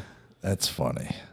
Yeah, I mean, I definitely picked up on that whole Democratic thing, but I think the real reason to show that was to be like, look, he's got clout. Yeah, exactly. And then he goes to take a piss and he sees our friend Kevin Bacon, who also in this scene I think is amazing. Mm-hmm. And he looks so swarmy and how does he greasy do that, and gross, and because Kevin Bacon's a good looking guy. It's not, but you're just like he's repulsive, and it's not just the makeup or the hair. He's got that wiry facial hair that makes him look like a rat, but it's also like the way he's eating, everything about over. it. Yeah, it's fucking crazy. He looks alone. He looks like he lives in a fucking studio apartment. He lives off of Budweiser and fucking chain smokes. He just looks like, you know. It's interesting to think about the fact that like the core of the movie is these four young friends that then divert and go different places in life. And then you also see that with the guards, that they've all ended up in different places. And that, exactly. Yeah. I like that idea of like whatever the moment is, whether it's a hot dog cart or, you know, like the things that kind of propel us into other things in our lives. And sure, you know, like the trajectories that we take. I was always thought that was kind of interesting. Yeah, I think that's part of the backdrop. Although maybe I missed some shit, dude. I didn't see where the other two. So he ends up there. Oh, they run the whole thing in the court case. Yeah, all of them. Yeah. One of them's a Sunday school teacher. He's the one that comes and testifies. He's like, that's why I want the piece of shit. Another guy works for the mayor and but we don't see prone to hiring rent boys. Yeah, we do. Really? That guy gets whacked by Little Caesar for his gambling debts. For his debts for boy booty debts. What the fuck? I missed that? And then the other one is a dirty cop and gets prosecuted. Man. And all this follows from what they're introduced to us as. One of them's an aspiring lawyer, one of them's a cop, etc. Yeah, Mikey's had I must have gotten called away at a moment or something. So what happened too is we rented it, right? Yeah. And then Blockbuster, VHS. Yeah. And then you have 48 hours from the time you start it. I started it at 10:30 p.m. Okay, so I had that first night. You're up that late? And I stayed up late, it's stupid. And then the second night, we didn't finish it. So the third night, you just have to start it by 10:30. And then you can run it as late as you want. But if you pause it, then you may not get it back. Oh my God. If it's on pause long enough for the screen to go, then you lose it. So I couldn't pause it, and maybe I got, sometimes one of the kids goes whatever, and you got to run off. So I think that's what happened. I missed that. Anyway, sidebar. But so John spots him. They waste no time. Well, there's a moment where John goes into the bathroom, looks in the mirror. By the way, incredible soundtrack. I started writing down the songs that I was hearing, and then I was like, fuck this. I'm not going to have time to do this. So they got Beach Boys in there. There's Frankie Valli, obviously. There are a lot of really good songs. I forgot. This scene with him looking in the mirror and they're playing Wichita by Jim Pepper is fucking great. And it's really like the music's kind of swelling up, and you can see he's like, all right, I got to do this. I've been waiting for this my whole life. Yeah. What I meant when I said they waste no time is when he goes over there and he tells Crudup who it is. Yeah. They just look at each other and they're just like, he goes, it's on, bro. Kidding me? Yeah. It's fucking on. Can I help you? Not right now. Yeah. He says. Yeah. Enjoy your dinner. Yeah, basically, this is the last motherfucking thing you're gonna eat. Meal, motherfucker. If we didn't know that Kevin Bacon was a sociopath, we then see him pouring his beer into a glass. Never understood that. I hate when people do that. What are you doing? Well, it's a fucking Budweiser. Drink it out of the bottle. A frosty mug. I think that's part of the character. I think he might have brought that in, or whoever was directing, because I'm telling you, They don't do a lot of makeup on him. They do make his hair greasy and give him that fish. Yeah, there's just a greasy hair. But there's something about the way he's carrying things. And in the first part of the movie, he's got the arch back. He's got his chest. He's very proud. He's very handsome. And then here, he's just obviously like just beaten. Yeah, and I think like the beer because it's funny. Like I noticed that same idiosyncrasy. Like you putting the beer in the glass bit by bit. Yeah. But it's also I always thought it was interesting that they make him refer to his old man. So I'm like wondering, like, was this how he was raised? Like, was this like he's repeating the patterns that he? I thought earlier in the movie, he's we had rules in my home. Discipline. Yeah. Well, it's fucked up. The next day we were, that 4 hours between everyone getting home and bedtime is like the craziest part of the fucking day. Yeah. And I was in the kitchen and I was like, when I was growing up, we had rules. In my home life. Teresa, I don't know how you were raised. She looked. That's good. That's good. Anyway. But so then, vindication. They first shot him in the dick, right? I think what he says before he gets shot is important. He goes, I was trying to make you tough. Yeah. Crazy rationale for that. And the fact that he doesn't try to deny it. Yeah. Like until he sees the gun, it doesn't click for him like, oh, these guys are going to kill me. It's like, bro, they got leather jackets on. They're the scariest guys I've ever seen. Don't you know they founded the West Side Boys? He's really Marcano. Yeah. And then the other thought is like, there's probably been so many boys that he wouldn't remember. For sure. Two of them anyway. That's where I was like, God, man. I mean, that guy's just. How many lives did he ruin? Running them through, dude. Ugh. Yeah, they do shoot him. You think it's in the penis that they shot? I think so. They don't really show it, but except it's under the table. His face seems to indicate and that. a little more HBO. It's Janice Soprano is in the. That's right. In the booth. Isn't one of the young kids a Sopranos actor too? I think one of the young versions of the boys is a. But so, what I would have liked, I guess you can. It's got to be the scene, but I would have loved to seen him just let him sit on the dick shot for a little bit, just let him suffer. Yeah, sit on the dick. Maybe run that scene out a little bit, just a little bit longer. Just let them like sit there and revel in his pain. Yeah, Instead, or is it like we just got to close this thing out? I think maybe they're just about that business. I'm gonna open this can, so forgive my audio. Yeah, fine. But they shoot him in the dick, and then they shoot him throughout his body, and then they shoot him in the head. And they shoot him in the head. They take a little bit of time to savor it. It's a very classic '90s headshot too, with the pinhole right in the center of the forehead and the blowout behind. That's there was a lot of movies that had that kind of thing in it. Not what happens when you get shot in the head. No, there's who's the guy from Kiss the Girls when he gets shot? Carl Elwes, same shot. Carrie Elwes, but he puts the gun up against the milk carton so that because he's pulled the gas line so he won't fire his gun, but then he puts his gun up against the milk carton so the flash will be. Never saw that movie. Yeah, so it's like milk all over his face, then the pinhole, and then blood. Is pretty cool. Humiliating to get milk all over your face as you die. Think of nothing more humiliating. Maybe mustard and ketchup from a hot dog. Yeah. But see, like relish everywhere. But no, it's funny that you say that because like I'm too cynical I hate everything, and like I have a tough time like suspending disbelief. Sure. But a movie that I really like, I will. Like I totally agree with you because I've even said like, what are the odds that it rolls down the steps and like actually right what someone's doing? Yeah. But I'm like, but I love the movie so much that I'm able to do that. But for the most part, I'll just write something off. Yeah.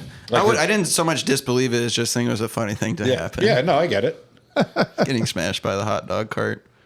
It is funny. Your father's in intensive care. But it's supposed to be this huge serious moment. Hot dog cart. I wonder what I mean, I guess that's how this book was written. But I wonder what the intention is to just like make it this sort of childish prank that goes horribly wrong. Right? It's a story about how they all went to jail, but they didn't actually mean to do anything bad, And then bad things happen anyway. Yeah. So now he's dead.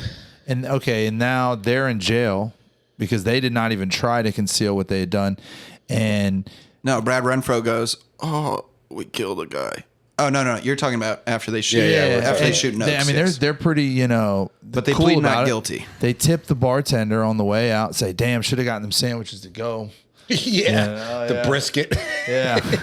And they just bounce, and it's like They whatever. pay their tab, no, too, which is, I thought it was a classy move. And Jason Patric and Brad Pitt devise a plan. Really, Brad Pitt already had this plan. For sure. Set play. it in motion. He has It's not to how meet, I planned it. Yeah. He has him meet like 2 subways and a bus ride down underneath the bridge. Very Cloak and Dagger.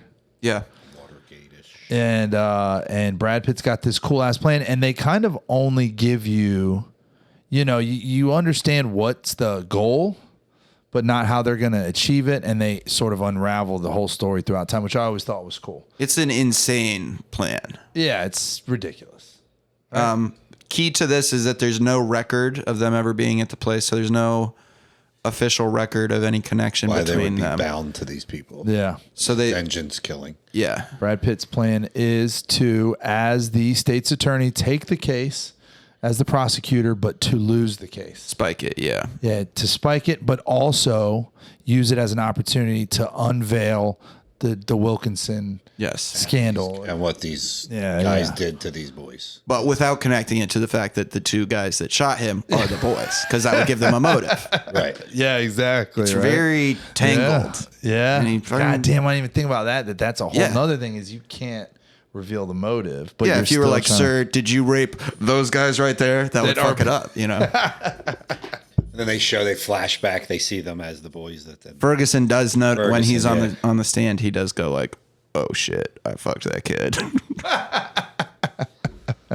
But yeah, there's no connection. The records were destroyed. Michael identifies the other guards. This is the part that you missed, is that he figures out where Addison and he's been Styler tracking and all them these people this whole are. time. Yeah. And he gets, there's a couple of, oh fuck, dude, they get Uncle Dustin Benny Hoffman to employ a and lawyer. King Benny. Dustin Hoffman Dust. crushes this. He's great. Yeah. I was hoping he would be drunk at some point so we could see him playing the guy drunk. But but I love when he's talking to Uncle Benny. He's like, "You got the drinking problem." He's like, "I can get that." He's like, "I also may have a slight drug problem." He said a slight problem, nothing out of control. He's like, be there and be sober. Dustin Hoffman I'll kill you. is a fucking beast. That guy is a champion. But that's what this movie does, is it kind of like throughout keeps unveiling these like incredible actors. Yeah. Because you have no idea. I mean, you figure Jason Patric, because you hear his voice, he's doing the voiceover the whole time. And but Brad Pitt, if you're not looking at posters and knowing, Brad Pitt's like comes out of nowhere. Surprise, and Dustin Hoffman's a huge surprise too. But I mean, even Kevin Bacon. I mean, when they you don't meet him till you get to the jail, and he was a fucking big star at this point. In the 90s, it was a big time for him. But nice to see him taking a role where he's just reprehensible, also. Because you're saying he was kind of Kevin Bacon. You're saying he was kind of like being typecast as a pretty boy, and then he's like, I'm gonna play like the worst guy possible. Yeah, he kind of, and so a lot of respect for that. Yeah, blow jab. But Dustin Hoffman kills it, bro. He does. Then he tells him to be sober by tomorrow. Yeah, which is life threatening. Exactly. Yeah. And I don't think I could have done it, even at the risk of King Ben's. Now, all right, I'm gonna die. Yeah, right. That's how I die. Is the reason they pick him, you think, because he's controllable? Yes. Because why would you want to? Yeah. This was my question. Why not employ a better attorney? Yeah. Well, because Brad Pitt needs to have the control. And if there's a guy who actually knows what he's doing, he may throw off the game at some point. You need a guy who's kind of just like barely there. Yeah, and doesn't care if there's an agenda. Just like, I'm just going to do it so I can live. I'm going to read the questions that are written down. Yeah.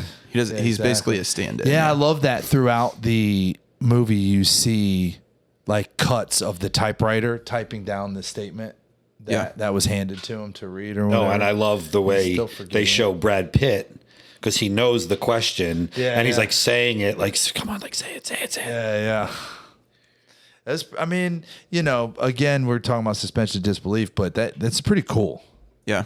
That this is the plan. So it turns into this sort of like, thriller. Courtroom legal drama, yeah. Yeah. Exactly. Carol comes back into the picture. Minnie Driver, not only very clearly not American, not Puerto Rican. Not at all. Yeah, that was weird. That one's weird. That was weird. She must have had a hell of an agent at that time.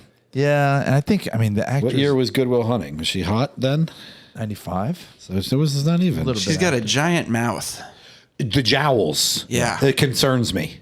She's got like the That's most super. defined I'm telling you, bro. jawline. I'm telling you, like Mazzy Star, fucking. You shitting on Hope Sandoval? No, I'm saying that's that look. That's Hope Sandoval is beautiful. She has that same look, that same kind of 90s pretty, like big doe eyes, big mouth.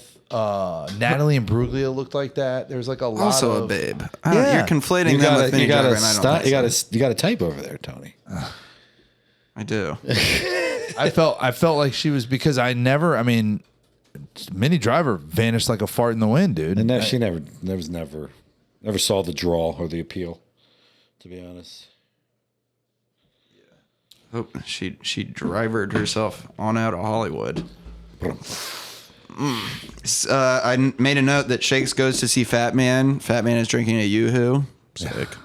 That is pretty cool. Just hot New York weather, just glass bottle of Yoo-Hoo. Old guy too, drinking Yoo-Hoo. Yeah. I love it. Yeah, Carol is now a great. social worker. It's revealed that the hood thinks Michael is a rat, but that they've told Benny's crew not to whack him. Fuck with him. He's on the good side. And Carol is with John now, the killer, but still What's loves his name? Michael. The guy who plays John. He's been in a lot of stuff. Give me one second. I'm bad with song titles and actors' names. John is portrayed by Ron Eldard. He's been in quite a bit. Yeah, he's been in Black Hawk Down. a good number of pictures. He was in that. Yeah. He's a good actor. He always kind of Was looked like not Tim in Roth Black to Hawk me. Down. Wait, Yes, he wait. was. Never mind. Yeah, he was, motherfucker. He's one of the pilots Chill, of chill, the chill, Black chill, Hawk. chill, chill. He Of the Black Hawk. he looked like to me. He always looked kind of like Tim Roth from like Reservoir Dogs. Yeah. Mr. Orange. bit, yeah. Yeah, I actually got them mixed up at one point. I thought She's dating John, and she asks Shakes why he never asked her out. And then there's like a long moment where you think they're finna kiss, but She's got no game. she's doing the whole team. Why don't I'm with you that. branch out a little bit?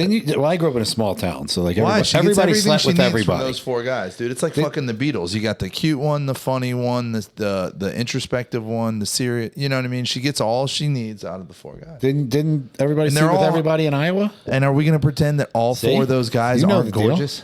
Let's get off the air, and I'll tell you something crazy. Are we going to pretend all four of those guys aren't gorgeous? Pause. In a but rugged yes, sort of way. they're good looking. I mean, you're talking about Jason Brad Pitt. Patrick is very handsome. Yeah, fella. Jason three Patrick for sure. is, yeah. I mean, Lost Boys. Jason Patrick is, Brad Pitt is Brad Pitt. Brad Pitt's Brad Pitt, most bangable dude ever. And then Billy Crudup. As Tyler Durden too. Tyler Durden's incredible. I mean, even Tristan in Legends of the Fall. I could go on. It might get weird if we start He's talking a about little Brad too Pitt. pretty for that, though. Well, I Aldo like my Rain, men a Aldo little Rain in ruggy. Glorious Bastards. That monologue of his, that opening monologue where he's talking to the 8 soldiers, that's fucking dude. Killing Nazis. Nobody alive, no other actor is doing that well. It's just not. That was written for him. So you're saying that Carol never stood a chance because they're all so attractive. Yeah, basically. I get it. And I basically, she was, even though she stayed in the small circle, she's still getting some of the best dick around. This is like in It, if you ever read the novel version of It, where Bev has sex with all the boys in the gang to bring them back together after they fight the clown. Where there's like a girl in it with a group, and that. Speaking of Deer Hunter, that's the Meryl Streep Maybe goes that- between the two. Speaking of novel, though, because of this movie, I read The Count of Monte Cristo. I'd never read it before. really, Christo. Yeah, Cristo. Crisco, He said Crisco. Crisco, deep frying, deep frying. Yo, that book is fire. I never read it. It's really long, but it's really good. Yeah, it's a great movie. The Jailbreak is incredible. It's mentioned in a few movies, man. That story's famous. They remade that recently. Wait, was Billy Crudup in the remake? Who's in the most recent version? It's Guy Pearce. Guy Pearce plays Edmund. Great actor. Yeah. Yeah, the remake of Monte Cristo, dude. Fucking like 10 years ago, maybe 15. Way longer than that. 2002. Oh shit. Jim Caviezel also. God, I'm getting Jesus Christ. fucking old, bro. Jim Caviezel's legendary psycho on set. Years ago.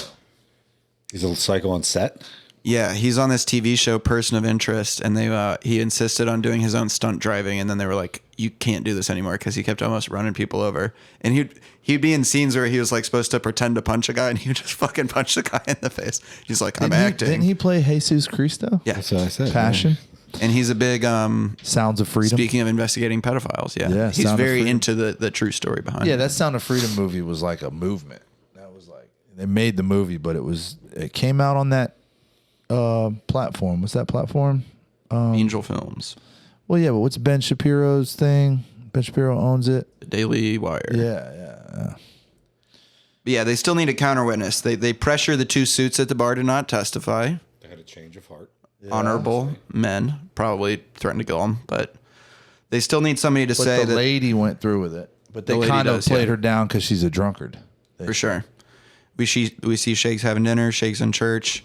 He remembers the guards mocking them for being religious, like playing with the crucifix yeah, while that's there. right, That's the where you see the crucifix. baton sodomization scene. Pretty nasty. Makes him pray while getting sodomized. Oh man, dude, fuck, that was bad, dude. They're just the worst guys ever. That's what I'm saying though. Like, could you see that being made today outside of like horror context? You know, like this is it's intense, and it's Fucked up. yeah, it's weird, man. I don't know. We've discussed R scenes, rape scenes on here before. Yeah, but this like multiple in a movie. I mean, I feel like this is probably the most hard R's we got. Yeah, for sure. Thanks, I don't know Chris. what that says about me. Central premise of the film. I also felt that this was sort of like a staple movie from that era. I felt like it was a super Gen X call. I had never. When you said this, I thought that it was like a horror movie. I had never really looked into this before. I felt like it was a super like I knew it. And I was like, yeah, that. It wasn't like a box office hit. no, but like if you were kind of into, it was a VHS smash, bro. Yeah, It was an entourage or an ensemble thing. It was like Okay. all these great fucking actors. and I always know that there's going to Interesting be there's going to be some wrinkle in a movie like that where it has an insane cast, but I haven't heard of it and it doesn't get talked about a lot. And I think like this one, the subject matter is probably part of that. I remember as a kid. It's not just a crime movie; it also has They this could just crazy. put it out there and market pedophile it shit, yeah. aggressively. Yeah, that could be. I remember as a kid looking at the jacket of a movie, you know, like I worked at Blockbuster and like you'd see like 2 or 3 famous people generally, right? And I remember Sleeper's jacket and being like, holy shit, and like just being stoked about every actor.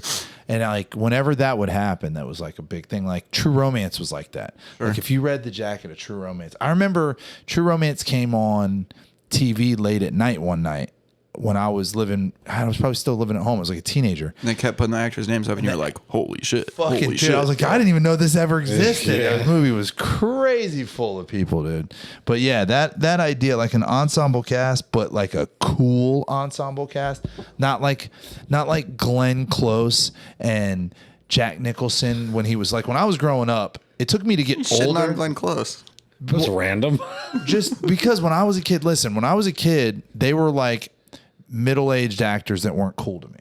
Yeah. Okay, and as I got older, both Glenn Close and Jack Nicholson are fucking very respectable. But I didn't know about Easy Rider. I didn't know about, I just knew about the goofy shit. Anyway, what I'm saying is that when they would manage to get like 8 names of like hype actors, Yeah. that was a super exciting thing. Yeah. And that Sleepers kind of And I lived in think this what's cool different about Sleepers, like category. the big stars, they're not like, it's not about them. Yeah. They're secondary or tertiary characters that are Exactly. like not even. Yeah, and like the main characters were really these young kids. Brad Renfro was really famous, but the other kids weren't. And really like Jason Patric was pretty famous, but I don't know. Just to me, it like lived in a whole different category. Yeah. I really respected that movie growing up, and getting to watch it again was really cool. I enjoyed it. It's so we have Father Bobby. They want to recruit Father Bobby to do this. Which Yeah. This is what we need. We need the witness. Yeah, and what's funny is I didn't see it coming. You know how Blade is like a vampire, but he fights vampires? Oh. Father Bobby's like a priest, but he fights pedophiles. Jesus. He's a daywalker. Did you write that down? No, just thinking you about just it. came up with that one right now. I was just thinking about it. They want to recruit him to come in and testify that the boys were with him. Yeah, and he does. And he brings man brings the comes through with the tickets. Comes through with the ticket stubs. And this is another example of how they sort of like unravel the information. You don't really realize what's happening so much until like then it plays out in court. And you're like, oh fuck, okay, there you go. That's what they were doing there. Then they undermine the lady witness by getting her to admit that she had 2 glasses of wine and a martini for lunch, and then smashed 2 glasses of wine at the restaurant. He's like, is that a normal day? She's a big lady, though. Janice Janice can put it down. She's probably fine. But that basically calls her testimony into question. And then we see their plan for these other guys. This is what you missed. Is they give an internal affairs guy a dossier on Styler, on the other guard, who's a cop now. Oh, he's in the back of the fucking cab. Like, hey, if I ever piss you off, remind me so I can apologize. He gives him a gun. Yep. And Addison, who works for the mayor, quits his job. Benny buys his debts that he's racked up. He's racked up debts for these little boy prostitutes. Then sells the debt to Little Caesar, Wendell Pierce, and he's like, this guy killed your brother. And even the way you meet the bunk is... Yeah.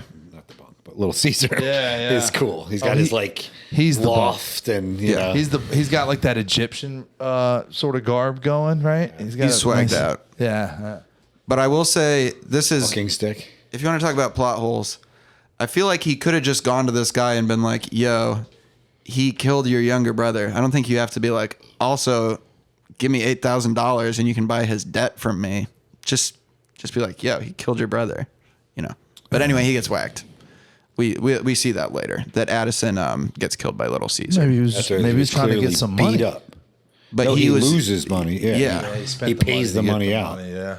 Exactly. Like, he doesn't need a reason. That's I agree. But Michael goes to the judge and discusses calling the Sunday school teacher Ferguson to the stand to testify about Noakes' character. This is not necessarily a thing that happens in court cases. They don't like call witnesses to talk about how good of a guy, right? Yeah. And you don't really call witnesses in the middle of a trial because you need to have them deposed beforehand. So that's a little hole, but this not is a big deal. But this is, you know, you got to get one of that guy had the highest profile other than Kevin Bacon of all the guards. This character. Mm-hmm. So you're the one that you want. That's the one you want losing it. Yeah. You know. And he gets on the stand. Yeah. He says Noakes was his best friend. He was a good guy. And then he's like, "Did you hit the boys there?" And he's kind of like, "Oh, maybe." Did you torture them? With a hand, with a baton. This guy's got no poker face. Also, if I was up there, I'd be like, "No, he didn't. That was against policy." Right. But instead, he folds right away. He breaks down and basically admits that Noakes raped them.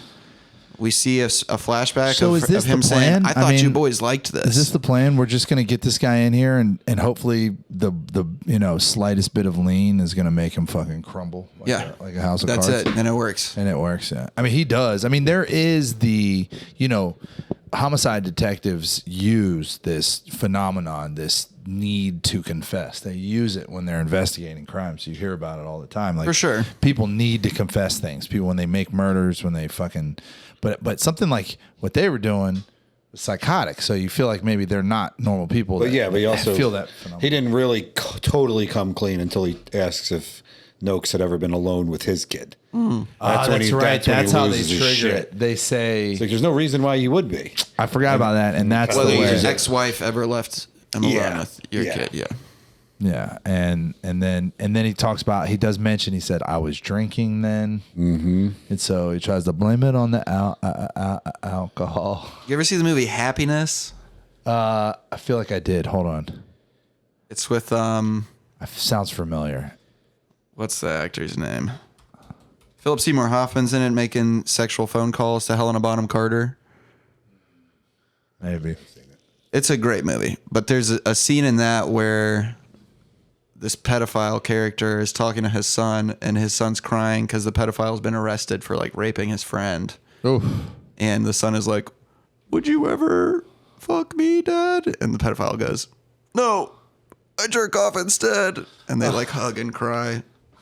Should watch that movie. It's a crazy movie. Todd Solondz. I feel like I saw that. You might have seen it. It's got a bunch of great actors. That's another one where it's like, wow, this cast is incredible. I wonder why I haven't heard of this. It's like, oh, because the subject matter is fucking disgusting. That's why. Yeah. Even Hollywood wouldn't market it. Yeah, you should check that out. But Ferg recognizes the boys on the stand. 98, huh? Yeah, same year as this. Basically admits this stuff, kind of blames his drinking. Dylan Baker is the guy that does that. Dylan Baker, I remember that. I fucking incredible remember actor. This. You remember this? Yeah, it's so good. Yeah. But we see Styler, the cop, get arrested for being a dirty cop. Remember him in Trick or Treat? Yeah. The judge strikes Ferg's testimony from the record. This is a funny thing that happens in court. You let the jury hear a bunch of like crazy shit, and then you're like, all right, forget that happened. Forget that all. Yeah. Forget What is anybody that all said about? anything. Is that real? Yeah, they'll do that, like strike that from the record. If Brad Pitt actually wanted to win the case, he'd be like, that was prejudicial. I'm moving for a mistrial. But he doesn't want to win the case. Gotcha. So. Yeah. Okay. But yeah, as a former mock trial guy, there was a lot of stuff in this that made me go, actually, that's not how it would happen. But That's how you said it too. yeah. Yeah. I put my glasses on. With the Father tape. Bobby comes through. He's got the Knicks tickets. He's like, I was at the Knicks game with John and Tommy. I always bring my tickets. A priest because you wouldn't have never to. I know. always Yeah. save my ticket stubs. Because you never know. There's a first time for everything. He's got this like dictionary of sayings. Yeah. He's like regurgitates all these like cool guy sayings, like YMCA counselor stuff. Dude, I love it. Yeah. But they get off. I did note that earlier it said they were suspects in 4 murders, so I guess they just beat all those cases. But The fact that they were in this case. Well, had they were nothing- suspect. They were never charged, right? True, yeah. So Hey. They get off. What do you know? They have this wonderful dinner. They have all one convene time secret together. in the back of this fucking badass like Italian restaurant. They're all hugging, and Carol comes in and goes, "What is this, a gay bar?" Love that scene. There's your homophobia, fucking Roger Ebert. It's funny. They They sing "Walk Like a Man" for Carol, which Frankie is Valli great, song. man. That's a cool scene, dude. I love them hanging out. like we had our one night. Yeah, and they go on and they show. Okay, so this guy, apparently 29 years old, dies from an esophageal hemorrhage. It looks like. Yeah, That's fucking nuts, dude. That's a lot of drink. I did a lot of drinking, and to create that arterial problem, it is like that's nuts, dude. Oh, my buddy Jared when he came, man. Yeah, He was this close. that's true. He was close. He He was was. like 23. We gotta have Jared on. You you definitely should. Yeah, do. he's a film buff also. But yeah. So that's John how, dies from alcoholism. He's a suspect in 5 murders when he dies, so he racked up a couple more murders in between The getting West Side off for Boys this one. do. They kill. Yeah, they kill, and the bottle of gin killed his ass. Yeah. Tommy gets murdered the year after that. Dead for 2 days before they find his ass. Yeah. Yeah. And- Michael's a carpenter. and Living in England, France. France or- The French countryside, I thought French he said. countryside, quietly alone, jerking off a lot, probably, or not at all. Did you still sleep with the Not lights at all. on, Mikey? Not at all. He's a good guy. And No fap, dude. Carol has a baby named after all of them. Yeah. You fucking whore. Come on, man. They call her shit. They call him Shakes. Yeah, the baby's name is like Michael Tommy John Guzman or whatever, but she calls him Shakes. So She gave it up to Pretty she gave it up wild, to him, dude. too. Well, listen. whose baby is it? It Shakes. Yeah. Yeah, the why doesn't he take care of it? She's a single mom. But her number, okay, is 4. Okay, just because it happens to be don't from think she's- how many women have that's their number? How do you know that that's the limit to it? I believe it is. Look, I'm just kidding around. Wait, what's Me too. the number? Her how many baby daddies? Body count. How many her body count? Is probably 4. My point is Yeah, that she right. was sleeping with all 4 of them and didn't know whose seed produced the child is crazy. Well, it didn't matter at that point, man. She was loves in them love all with so all of much. them equally. And yet none of them would wife her up and take care of the baby. Yeah, I was a little disappointed in Shakes. She's a social worker. True. Well, saving the world. Yeah, just Like like, you, this guy. right? That's Yeah, what you do. yeah. Just being in my field, our mental health in general is not the best. A lot of people are drawn to this for the wrong reasons. So You should have my wife on here. You guys could talk about that for a while. yeah, the DA and Department of Corrections deny that the abuse in the Do you trial think took that place. plumbers are drawn to poop for the wrong reasons? What would be the right reason? To help people flush their toilets better. when maybe I just want to be around. Has anyone actually ever drawn to plumbing though? Or is it more of a situational career? Yeah, I think. Well, like, I think this people is what I'm going to do when I grow up. I know. I think people are drawn to money and security. That's what drew me to it, was security. Yeah, can't replace that with AI. No, and just That's a fact. Well, and just like it takes a lot of the variables of success out, like Education. And just like maybe competition is still a thing, but really in that field, if you just apply yourself and work hard, you will be financially. Watch all of these guys, all you guys. It's crazy. Yeah, I mean, there's just no way around it. And also, I'll say yesterday, I went to a job yesterday on just, a side thing for a friend that I used to work with a lot. I used to contract him a lot, actually. And he called me out there, and I thought I was going to be there for an hour. And it was a fucking shit show. And one thing broke Literally. after a next. And at first, I was a little stressed because my mom was watching the kids.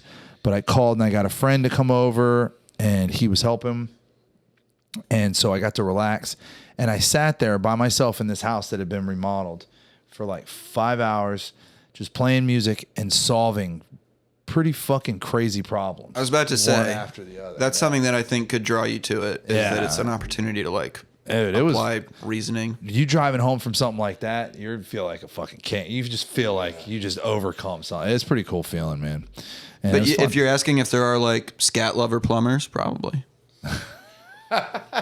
Probably. You ever hear about that guy that right? There's got to be some kid that just loves the smell of his own farts a little more than everybody else. I know what I'm going to do for a living. You ever hear about the guy that got caught hiding under the porta potty? No. Yeah. Suspect in Wisconsin was caught under a portable toilet after a car chase.